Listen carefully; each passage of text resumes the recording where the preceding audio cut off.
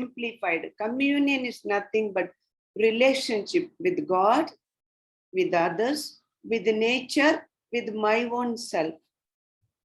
And in a more simpler term, relationship is nothing but love. Only love. All the 613 laws were summarized into one law, love. Love is the heart of the law. And that's what we have been struggling. In the second day, we just looked into how these relationships are broken. Different kinds of B. 4 B's I spoke to you. And then I spoke about 4 Yes, the spirituality. And then how we need to change certain attitudes. Because attitudinal change is more important. If we don't attitude, staying with our old, the mentality, and then whatever we were taught earlier, change is not going to happen. And today, let's see some practical tips. I'm not saying with this, you will get all the answers. Community life will be 100% excellent. We will only try a few methods, because none of us are going to be perfect, and so far none of us were perfect. So we are living in an imperfect world, but little help we are going to get. And before I practical tips, I just want to say one important point. Fault finding is dangerous. Finding fault with others. We get used with this sometimes. She is junior. He is junior. He doesn't know anything. He doesn't have experience. She is retired, old. They don't know anything. And she is not educated. She is of this culture. So we have our own certain rules we keep. Yeah. So we keep on finding fault. When we keep on complaining, criticizing somebody, we get a lot of negative energy. You know, the universe also sometimes thinks this is the energy we need. So it brings to us also this kind of people, this kind of events in our life. Already the universe is filled with negative energy. Suppose you go to a temple, you go to a prayer center, you go to your own chapel, you go to some pilgrim center, just go and sit there. You don't do anything, you know it. You are just going there. The moment you see a chapel at the church, you go and sit there. And you feel a kind of calmness, peace. What did you do there? You didn't do anything. Just go and sit. Because all the people who have gone there before you, they are only left there, their positive vibrations, their hope in God. And they only were praying, nothing else they were there, doing there. So when you go and sit, automatically what happens to you? You get those positive vibrations.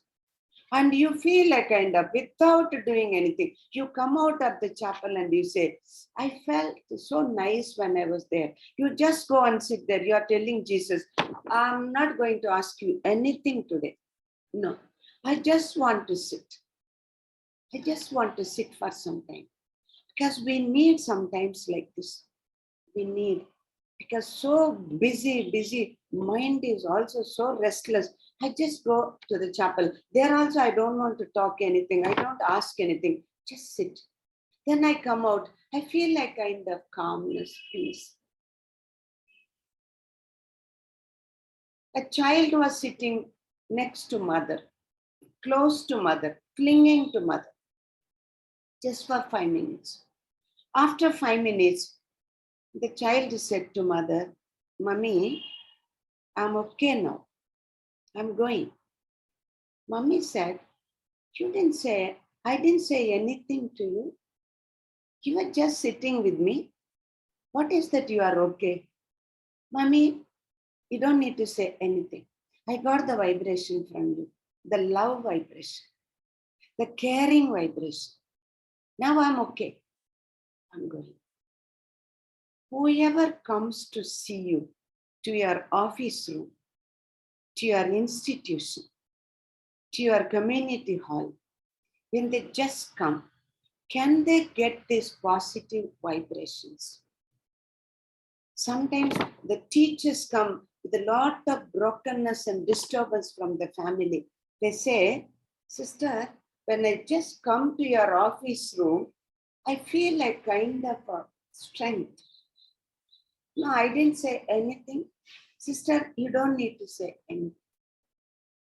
The place is filled with our religious houses, our institutions run by religious should be filled with. Whoever comes there, they should automatically feel there is a divine energy. But if you keep on finding fault, criticizing, complaining about others constantly, what energy is filled around? In your communities, you don't need to say anything. What energy? Already people are coming there with heaviness, with the brokenness, with the negative energy. So the universe brings more and more such people, and they will produce more complaints and more unhappiness.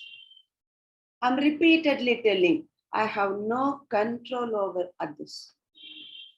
They have the right to speak whatever they want. I have the right to accept or reject it.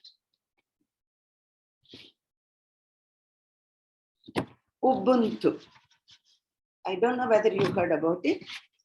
This was a practice in some of the African tribes, in some countries of Africa.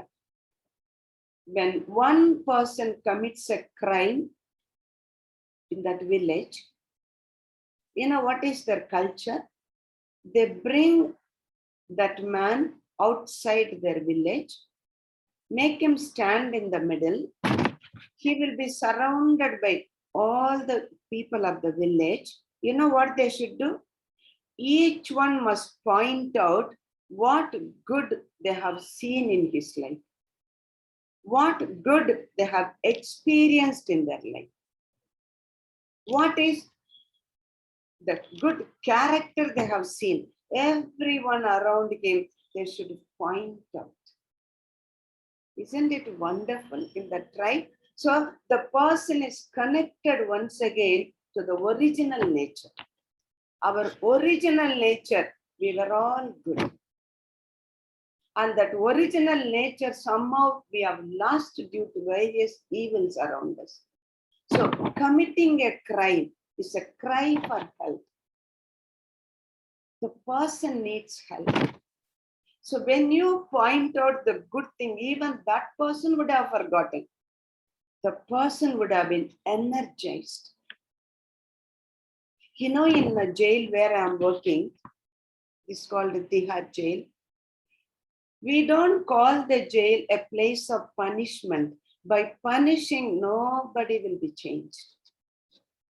We call jail a place of reformation, a place of correction. Whoever is living with you, they will not be changed by your constant complaints and corrections. There is an urge in us all the time that I want to correct someone. Then I think that the person will be okay. A person cannot be corrected simply. We need correction, I'll come back. But a person has to be reminded of his original nature, his beautiful qualities. That's what we call Ubuntu. We have in Delhi, you must have heard about a Lotus Temple. The one who constructed, the founder of that Baha'i religion is Baha'u'llah. It's not a religion, it's a way of life. If you go there, nobody can speak even one word, complete silence. No music, nothing. There are volunteers. Many Catholic boys and girls are joining there. You know what they say? We experience stillness and silence there. And Baha'u'llah's one beautiful advice, I like what he said. If you find 9 vices in a person, 9 crimes, 9 bad things in a person, only one good character. Forget about all the 9. Talk about only that one good character. It's wonderful. Wonderful. Who can do all this? Only when I get into this positive energy. Talk about that one good nature. Forget about all the 9. That's what Don Bosco used to say. Our saints also said the same. Don Bosco used to say the same. If mistakes are small, forget. If mistakes are big, forgive. If they are small, forget. If they are big, forgive. That's all. Saint John the 23rd, a great personality. He addressed all the major superiors when Vatican II was convened. He said, observe everything. Don't be naive. Don't be ignorant. That's not a good idea. Observe everything. Be smart. Forget much. Correct very little. Observe everything. Forget much. Correct very little. Very little. Let's move from expectations and entitlements to acceptance. Because the simple truth is, we all make mistakes. And we all need forgiveness. Don't forget. We shout at others as if we have never made any mistake. Have you never made any mistake?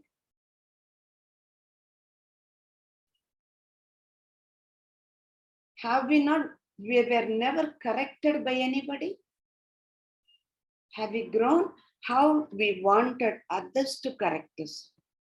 We want others to use their heart when they correct us.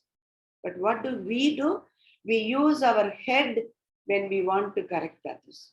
We use our heart with regard to ourselves. We all make mistakes. But feedback is different from criticism. That's very important for us to know. Many times we give correction to people thinking we are giving feedback, but most of the time we criticize people. Criticism comes out of bitterness.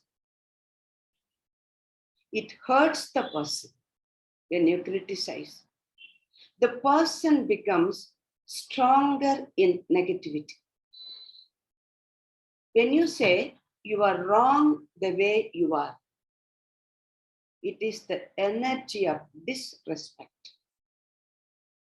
energy of rejection. We normally say,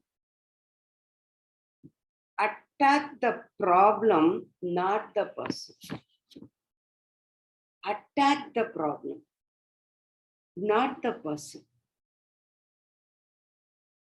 If you remember John's Gospel 2:17, 15 to 17, Jesus is cleansing the temple. If you read properly, he never attacked any person there. He only toppled down the tables, the money exchanges, everything. And he also said, the zeal for the kingdom is consuming me. So he got angry, not because somebody is making mistake, zeal for the kingdom. That is why I want to correct. Choose proper words when you correct any word. Sometimes They can never forget that word, that word. Even if he had killed me with AK-47, I would have accepted that word. Sometimes we use sharp words. How many people, they are broken. What did I say? I didn't say anything. Yeah, for you, that's nothing. But for me, no, I'm not used with. You have no right to attack people with verbal violence. No, verbal violence. They can never forget. Choose proper words. Book of Proverbs, chapter 15, verse 1. Book of Proverbs, chapter 15. When you get time afterwards, you can read 15, first verse. It says, a soft answer turns away wrath, but a harsh word stirs up anger. 5,000 years ago, it was written. How you answer, the way you answer, it softens the person or it stirs up the anger.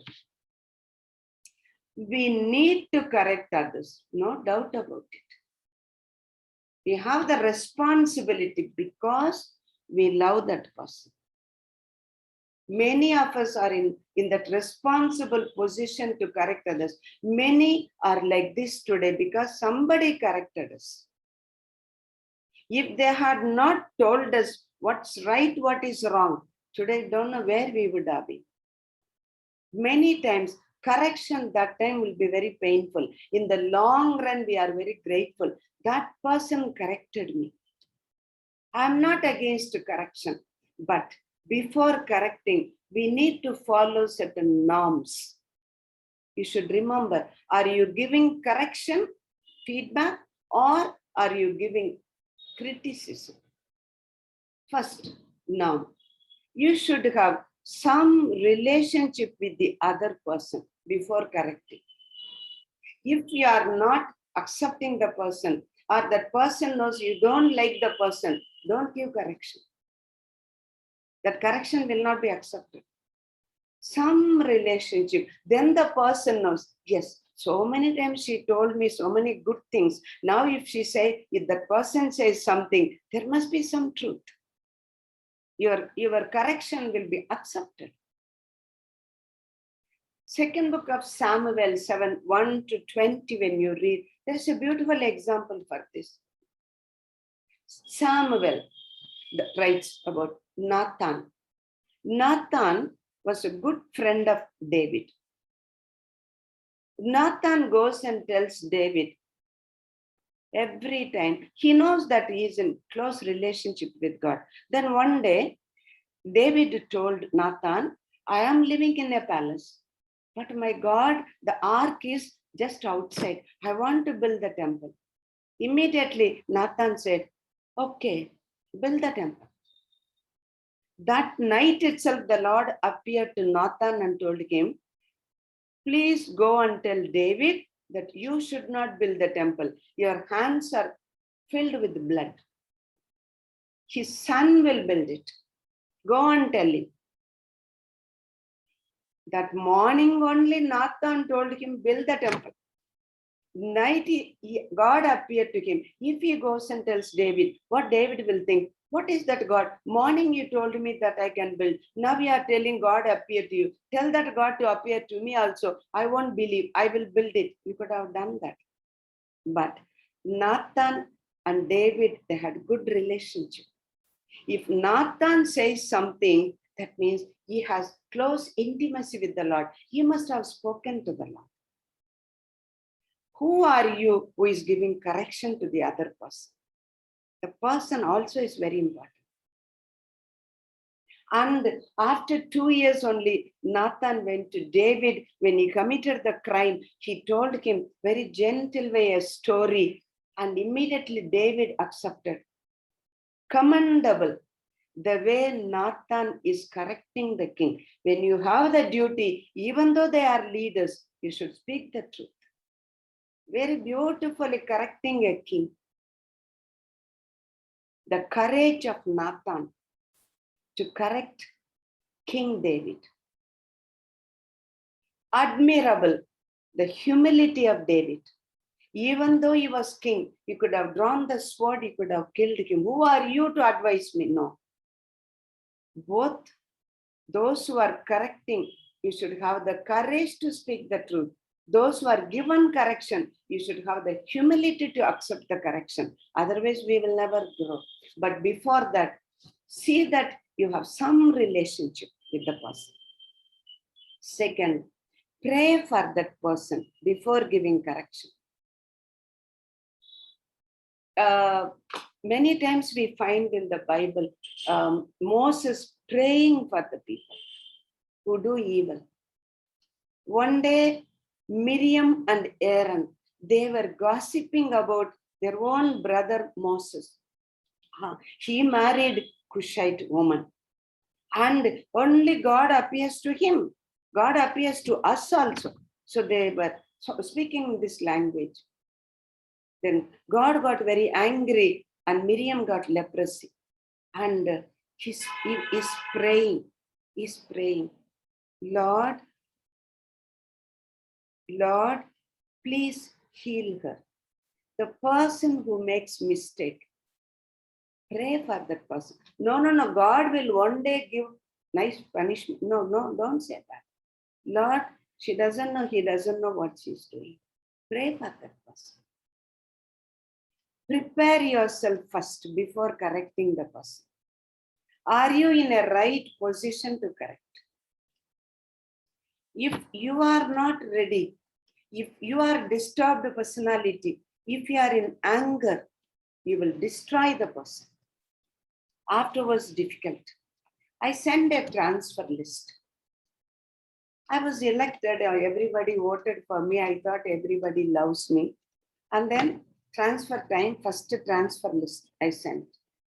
Then only I realized, oh, all don't love me. One letter I got.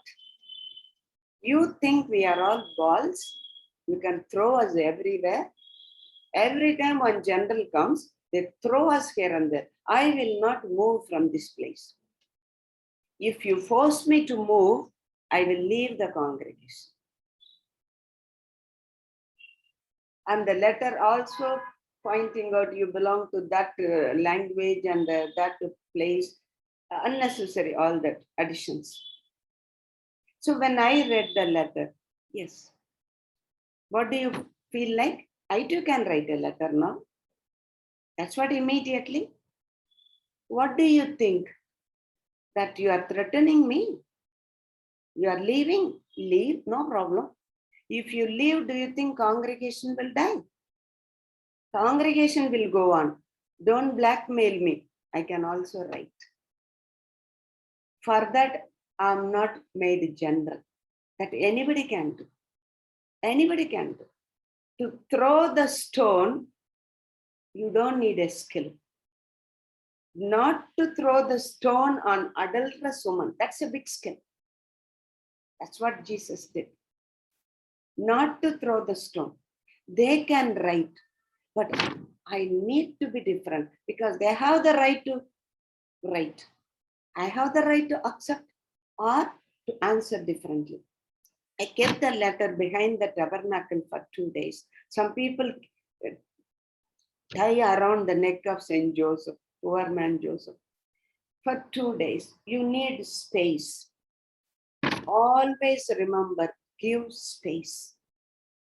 If you immediately give answer or reply to the letter or do something, you will regret afterwards.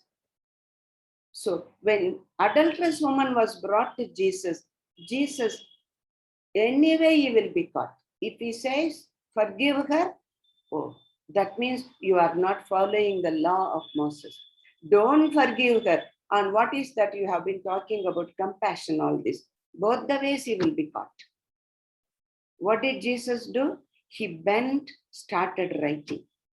We are not interested in what he was writing. He took space. Little space. Then he got an answer. He lifted his head and said, whoever has not committed any sin, you can throw the stone. Best judgment given by any judge in the world. How did he get this judgment? It's not weakness.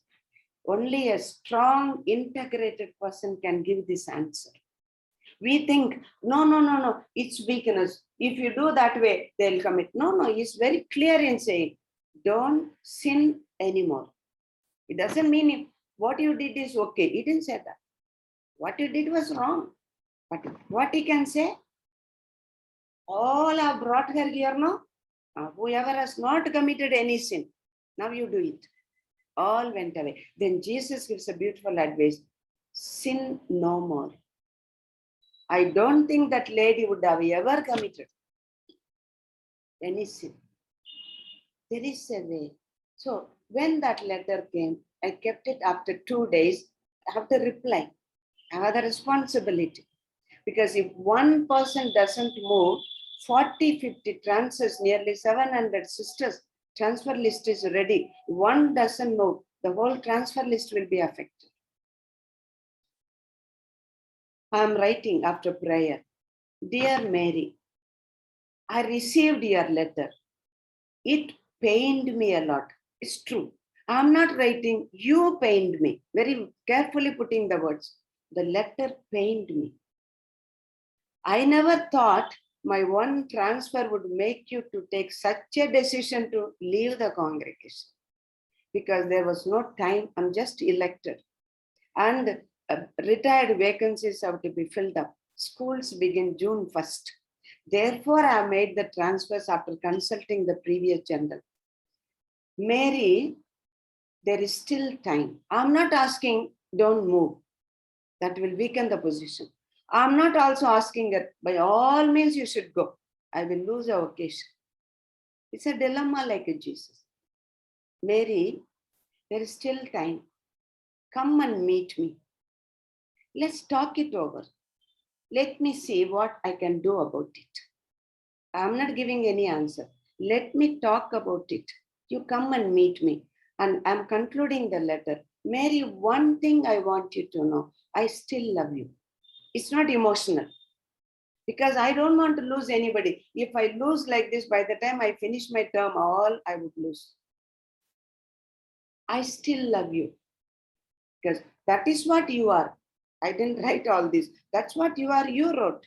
This is what I am. I'm different. Otherwise, I should not be general. I should not be leader. I should not be a religious. I posted the letter. As soon as she got the letter, she wouldn't have thought that I would reply to her this way. She was ashamed. She quietly went away where she was supposed to go without even replying to me. That last word, I still love you. It's okay. It's not my weakness. I have a lot of stamina. I can do this because you can be weak, but still I accept you. After 6 months, I had to meet her in one meeting. Social work I was addressing. She had to come for the meeting. She was struggling to face me. This is what happens when you write something. After some time, you are ashamed of yourself. When you scold somebody, correct somebody with unnecessary verbal language, you will be ashamed. And you have to ask sorry. Now I have nothing to ask sorry because I was very careful in writing. She was struggling to face me. But I called her, Mary, come. Are you coming from home? Are you still in the convent? We should not get ready for funeral service. We should have that sense of humor. No, how can I forget? I'm keeping the letter in my file. How can you write like that? Nothing. She immediately said, sorry, sister, please. No, I forgot that. No problem. Are you okay? You want me to transfer you now? No, sister, I'm okay now. Next time when you want transfer, write to me earlier because I want you all to be happy. That's why I'm leader. My leadership is not to command and control anybody, to do as much good as possible. Certain times I can do, certain times I cannot do, but I will try to explain. Okay. If you don't understand, I'll carry the burden. It's the part of my responsibility. So So preparing Inigo is much more important than immediately calling the person and correcting the person. Am I in a right position now? Can I get the right words now? Will I regret afterwards why I did that? Slow down. Give space. Do it with real interest, concern, and love. And love. You are telling her, I accept the way you are. But if you could change only that one thing, you will be a beautiful person. Not that you are completely wrong, not that you are criminal. I'm pointing out only exactly what is wrong. But otherwise, you are a wonderful person. Nagging never works. Never works. Familial, we say, no? Our idea is not to put down the person. Our idea is not to expose the person to make you feel that you are wrong. No, it's a family.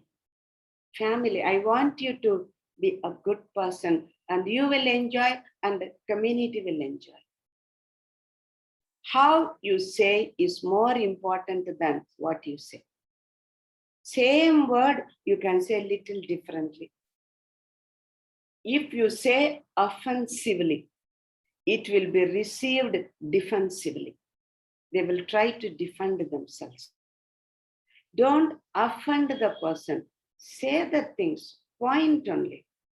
During the Cold War between America and Russia, they both decided to put down the nuclear weapons, which were very destructive for both the sides. We need to put down our nuclear weapons in our life. What are those nuclear weapons? Condemning, belittling, humiliating, insulting, condescending, and being sarcastic. These are all our nuclear weapons. It destroys me and destroys others. St. Paul sums up all this in his letter to Ephesians, chapter 4, verse 29. Everything is summed up there. 4:29. He writes like this. Let no evil talk come out of your mouth, but only what is useful. Useful words are there. Correct people. Tell them what's wrong. You have the duty. Tell them useful words. How about your words? Are they blessing words? Are they life-giving words? My words, are they consoling, healing, energizing words? Or are my words criticizing, breaking words? Out of my anger, do they come out? As someone said, if your foot slips, you can regain balance. But if your mouth slips, you will never build your image again. I'll repeat. If your foot slips, you can regain your balance. But if your mouth slips, you will never build your image again. I was surprised when I was reading the newspaper when Donald Trump, the former American president, he was finishing the term. You know what he said about his term? You'll be surprised. I read only in the newspaper. He said like this. If there is anything I regret about my term of office, if there is anything I regret about my term of office, I would say my tone. My tone. Tone also can break people.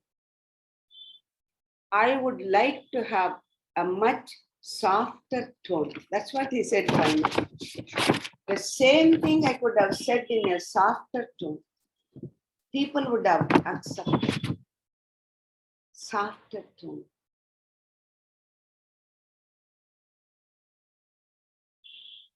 I like what Swami Vivekananda said. For him, God is God of tenderness and compassion. Same thing our Holy Father Pope Francis repeats. 1 year he declared, another name for God is compassion. God of tenderness and compassion.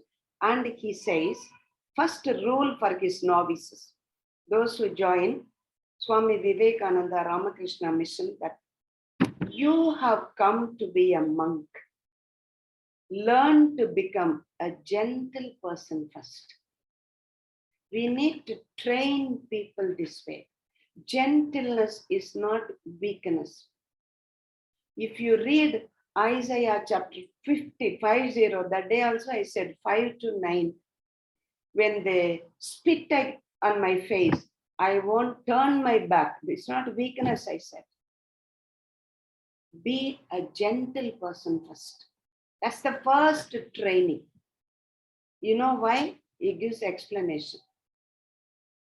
Explanation given is simple. We are not mendicant monks traveling on foot all over the country. We are not sannyasis, monks going around. We have to work in institutions. Like us, they all work in institutions. We have to work with lay people in a team. If you are rude and ill-mannered, your collaborators will start hating you. They will not only hate you, but also the order to which you belong. They not only will hate you, they will hate your congregation. They'll think, oh, this is the people living there. They will evaluate everybody, keeping you as one person. Worse still, you see what he's writing? They will grow allergic towards your God. They even hate your God. So learn to be a gentle person first. Tomorrow, day after tomorrow is not happening. At least let's put this idea. Why I'm shouting? Why I'm hard and rude? Many times, many lay people are asking, why sisters and fathers are rude and harsh? They can't answer even simple thing in a normal way. One teacher, she wanted to talk to the principal. That was holiday. But she had some emergency. She went to the school. Sister was in holy hour, adoration. But she already sent the message to her. So she knew that the teacher will come. She came from the holy hour. The teacher was asking some doubt. The sister principal started shouting. You know what the sister said, it seems? Sister, I am only talking to you. Why are you shouting? You are coming from holy hour, you are saying. I am coming from our normal life, but I am talking. Why are you shouting? Isn't it surprising? Lay people feel, why we are shouting? With all our prayers and retreats and recollections, just answer. Teacher says, I'm only talking to you, no? I was just giving retreat 2 weeks ago to some sisters in Canada. One sister was working in parish office with the priest. And the priest was used to shout and yell, and the sister was telling it that she was telling me online, Father, I'm just answering. Why are you screaming? Why are you screaming? You don't know to answer. We ourselves don't know, sometimes we are screaming. We immediately justify it. We justify it. It's not weakness. It needs a lot of spiritual strength. Some congregation, they wrote to me that they want to take 4th vow against gossip. We know only 3 vows. Strip off your nature of gossip. How many times Holy Father is repeating almost in every his interview and talk. Strip off your nature of gossip. We know gossip is undesirable and fruitless. And yet we engage almost spontaneously because we have nothing much to do. Take a vow against gossiping. Why? Gossip is unbecoming to our religious life. Gossip humiliates and demeans a person. Gossip destroys, annihilates, and assassinates their character. And Holy Father doesn't mince words. He says, when you are tempted, urged to gossip, bite your tongue. When we gossip, Pope says, we are doing what Judas did, and we are throwing a bomb. Very hard words Holy Father is using. He says, September 2020, please, brothers and sisters, he's asking, begging us, please, brothers and sisters, let's try not to gossip. In what else way he can ask us? Gossip is a plague worse than COVID. Holy Father says, worse. Let's make a big effort. No gossiping. No gossiping.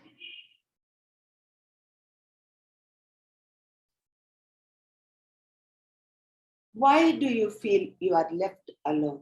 Many times we feel, I'm left alone. Nobody loves me. I have nobody. Why? I just give 4 tips. Self-critique. Self-critique doesn't mean self-criticism. You are not criticizing yourself. You are analyzing yourself. Am I responsible that I'm left alone? Is it due to my weakness? My background? I keep myself aloof. It's my habit.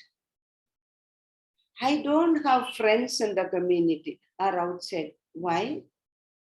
Why no friend at all? Am I a reactionary? Arrogant? Am I an angry person? Why nobody trusts me? Am I a less serious person? Am I a childish joker? Why? Self-critique. Matured people will make introspection and they will correct themselves. Immature people will blame congregation, community, constitution, superior, this person and that person for their unhappiness. Just analyze your life. Then, once you critique yourself, then you get, as a result of this, self-realization, self-awareness. If I am unhappy everywhere, I am transferred, place is changed, but I remain the same. Somebody else is responsible everywhere? Or should I make a change in my life? If Gladys could forgive her husband's killer, Graham Stein, and 2 children, cruel death, 3 people.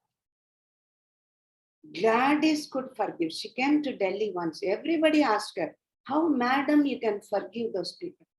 She said, if I don't forgive Dara Singh, I'll be carrying Dara Singh always in my head. I don't want to carry. When you don't forgive somebody, early morning when you get up, who comes into your head? That person. When you go to prayer, who doesn't allow you to pray? That person. When you go to the refectory, who doesn't allow you to eat? You say immediately, I don't have appetite. Who? That person. Who doesn't allow you to sleep peacefully? That person. Who goes home with you without a ticket, even at home, about whom you will talk? About that person. Who is so important for you? That person. So you are carrying that person all the time. That person robs your joy, your prayerful spirit, your peace of mind. So I don't want to carry anybody. I want to forgive. Let the court take its action. That depends upon the court. Court will not leave. That is the law. But I don't want to carry. Self-pray. If she can forgive, what is that I cannot forgive, I say? I will never forgive even if I die. Some people will say. Why? How lay people are able to forgive?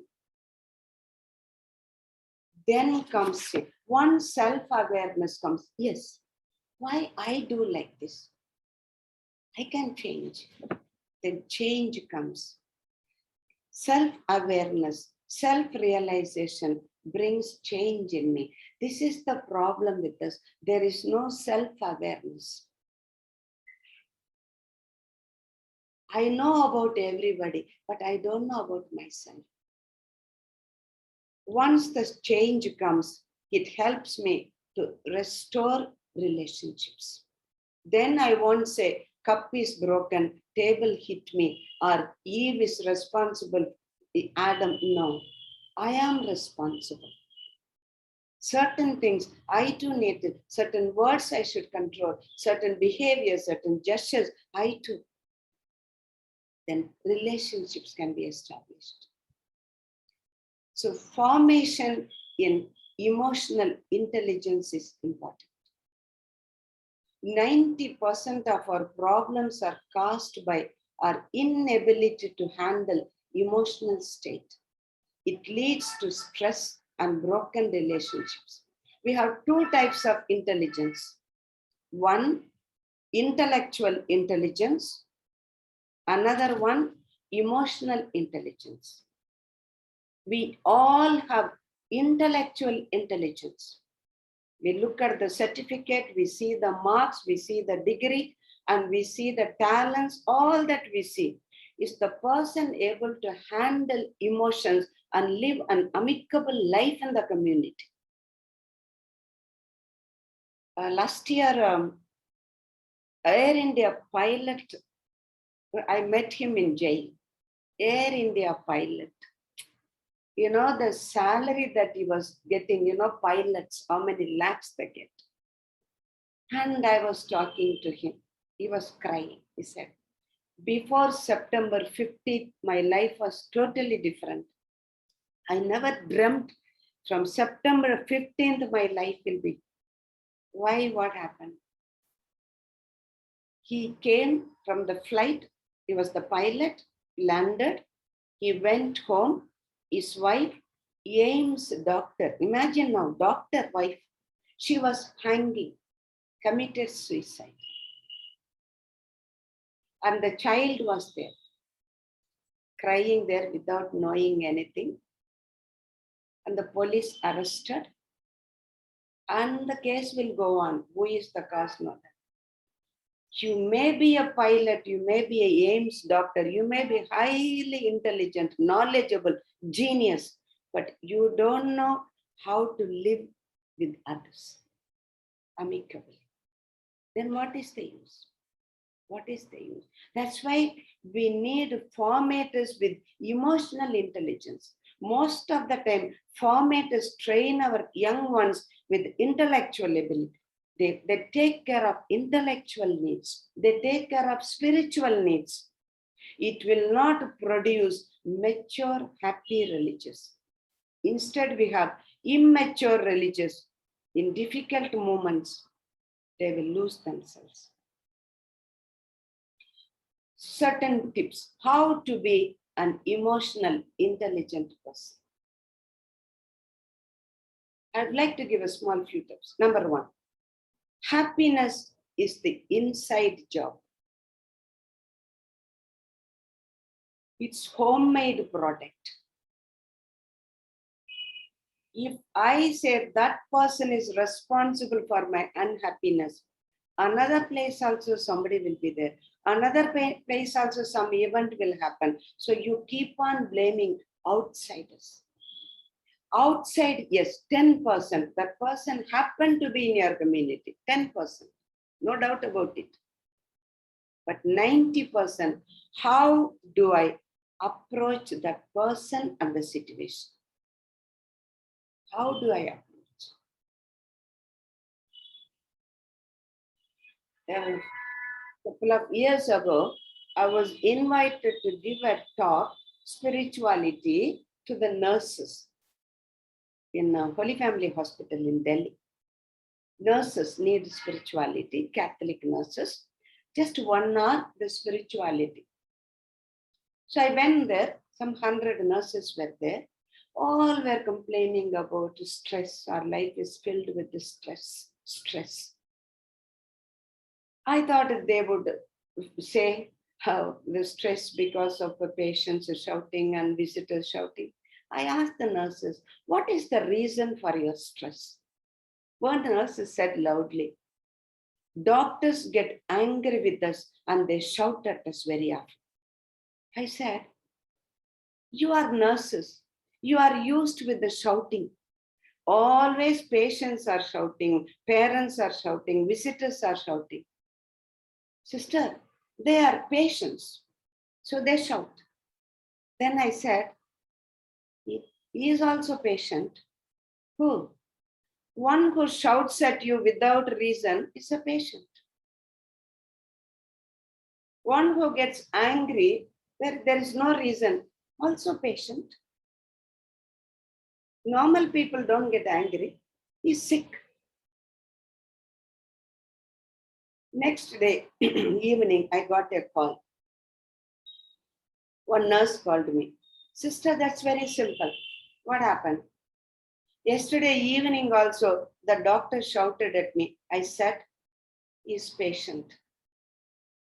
So nothing happened to me. That is protection. When somebody shouts, patient. But you don't go and tell the person you are patient, therefore shouting. All the more they'll shout. They are sick, emotionally sick. Suppose somebody is falling physically, what will you do? You hold that person, help the person to stand. These people are emotionally falling. They are different. My nature is different. So what is happening in me when that person is shouting?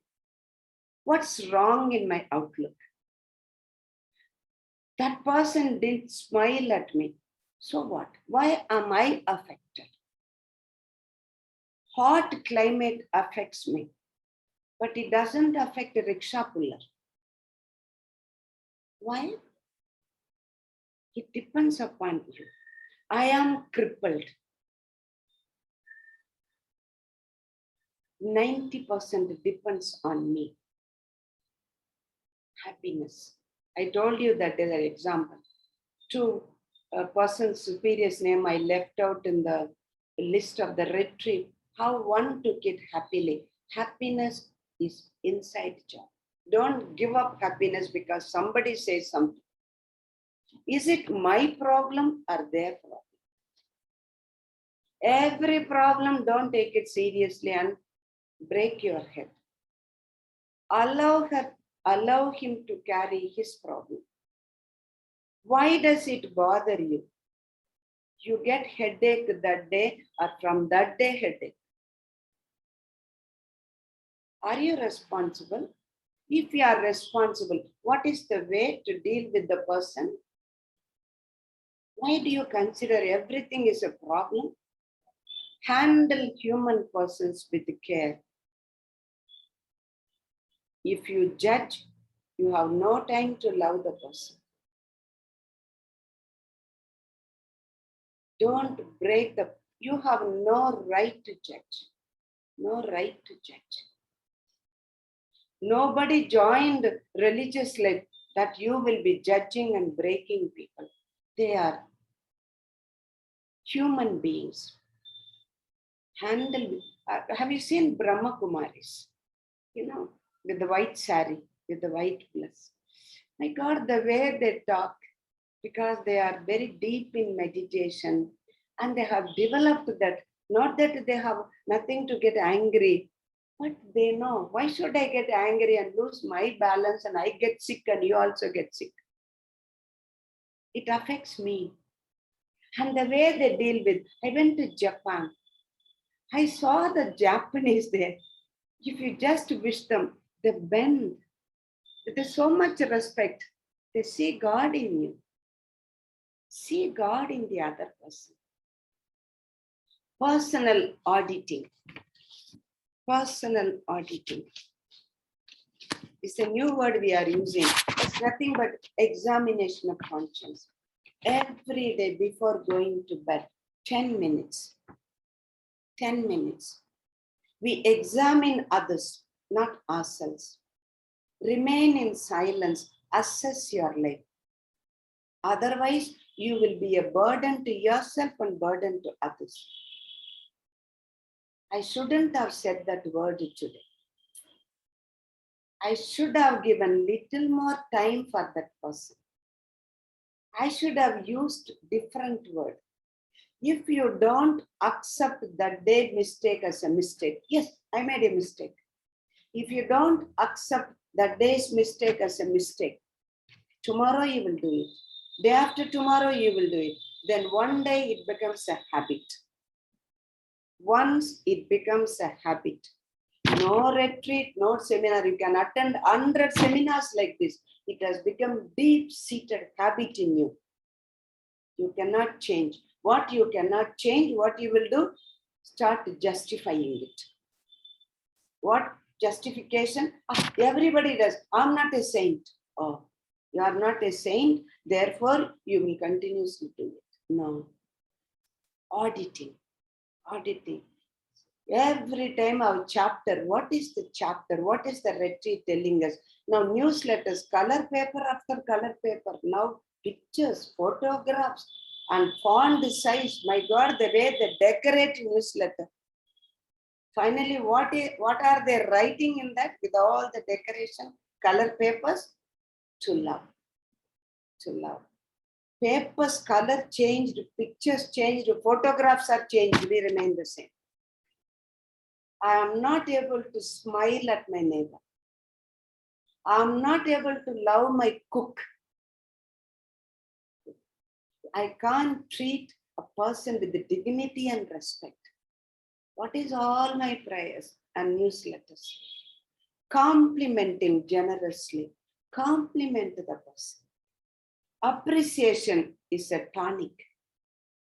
Appreciation is a tonic.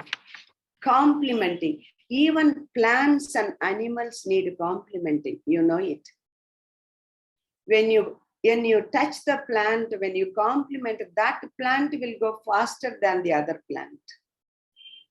Animals need complimenting. I was studying in London just 1 year, counseling. A bishop came from Boston.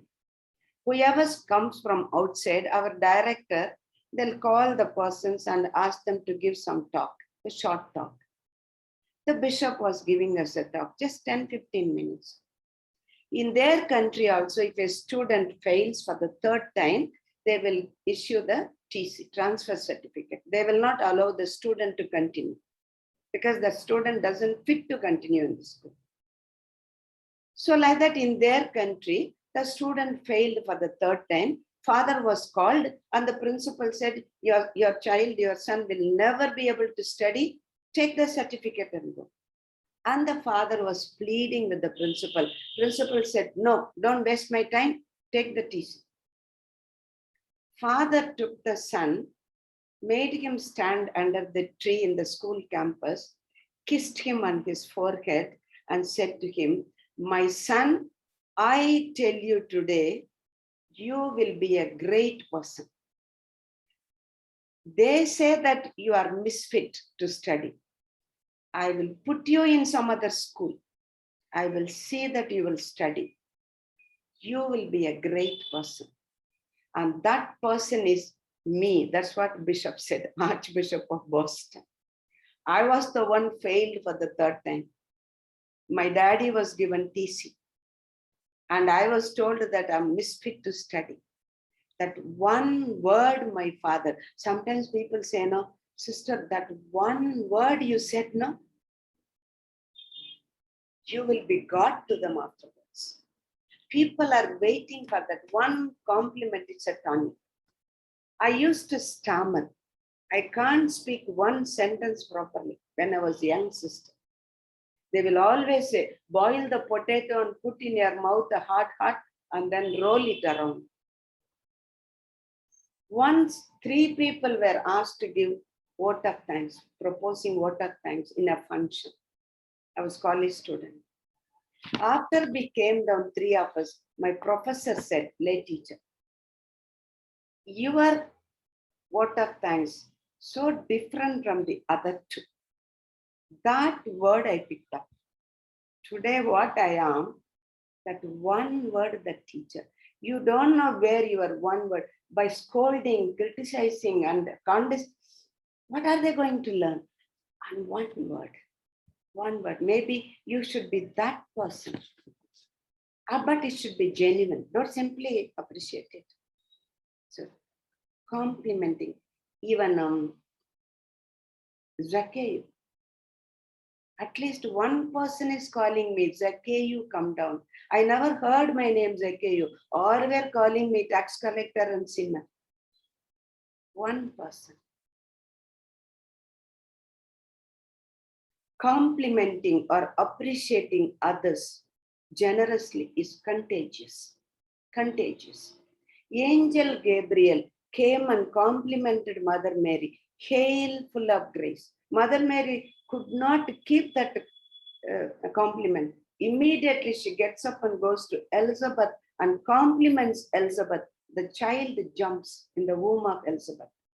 When Elizabeth was complimented, she couldn't keep quiet. Immediately she compliments Mother Mary.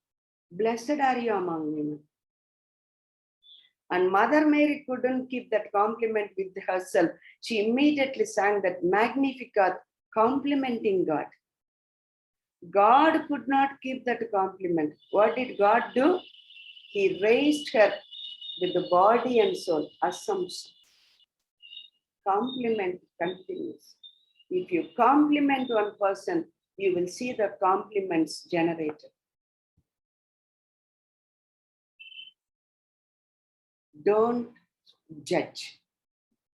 Don't judge. The vision statement of Jesus, the first sentence, chapter 4, Luke Gospel 18, I have not come to judge anybody. I have not come. And none of us also join to judge anybody. I have come to proclaim the year of the Lord.